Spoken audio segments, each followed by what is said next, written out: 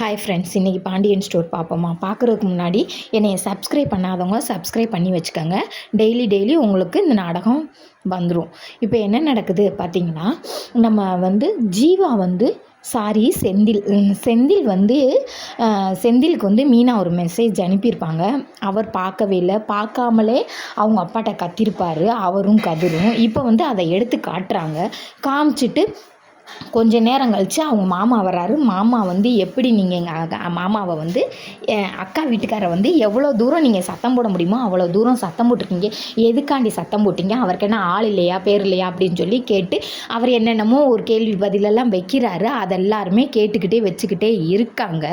அப்புறம் கொஞ்ச நேரம் கழித்து என்ன செய்கிறாங்கன்னு பார்த்தீங்கன்னா, அவங்க அக்கா பேசுகிறதெல்லாம் பேசி முடிச்சிட்டியானா நீ உன் வீட்டுக்கு போடா, எதிர்த்தாப்புல தாண்டா உன் வீடு இருக்குது அப்படின்னு சொல்லி சொல்கிறாங்க. எக்கா நீயாக்கா அந்த வார்த்தையை சொன்னேன்னு அவங்க தம்பி கேட்குறாப்புல. நான் தான் சொன்னேன், சாப்பிட்றதா வாயை மூடிக்கிட்டு நில்லு, இல்லையா கிளம்பி உன் வீட்டுக்கு போ அப்படின்னு சொல்லி சொல்கிறாங்க. நீ இவ்வளவு பேசுனதுக்கப்புறம் உன் சாப்பாடை வேற நான் சாப்பிடுவேனா, நான் போகிறேக்கா அப்படின்றாங்க. அப்போ என்ன செய்கிறாங்கன்னு பார்த்தீங்கன்னா, மூத்த தம்பி சொல்கிறாப்புல, மாமா நீ போவேணா மாமா, நீ இரு மாமா அப்படின்னு சொல்லி சொல்கிறாங்க. கடைசியில் பார்த்திங்கன்னா பாண்டியன் செய்கிறதெல்லாம் செஞ்சிட்டாருங்க. அவர் அவ்வளோ தூரம் என்னென்ன தப்பையோ செஞ்சுருக்காருங்க. அதுக்கெல்லாம் பொண்டாட்டி ஆமாசாமி போட்டுக்கிட்டே போனாங்கங்க. இன்னைக்கு அவர் செஞ்ச தப்பை அவங்க சொன்னோன்னையும் அவருக்கு எவ்வளோ கோவம் வருதுன்னு பாருங்கங்க. நம்ம எல்லார் வீட்டில் நடக்கிறது தாங்க அங்கேயும் நடக்குது, புதுசாக ஒன்றும் நடக்கலை. ஆம்பளை ஆளுங்க என்ன சொன்னாலும் ஆமாசாமி தான் போடணும்.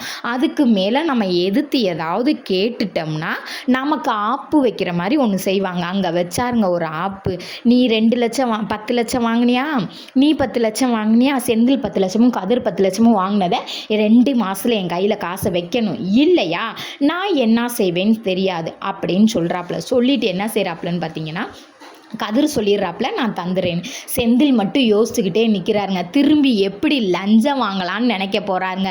அவர் லஞ்சம் வாங்கி தாங்க காசு அவங்க அப்பா கிடைக்க போகிறாரு. திரும்ப அவர் ஜெயிலுக்கு போகிறாரு. இதான் நடக்க போகுது அடுத்த சீன்.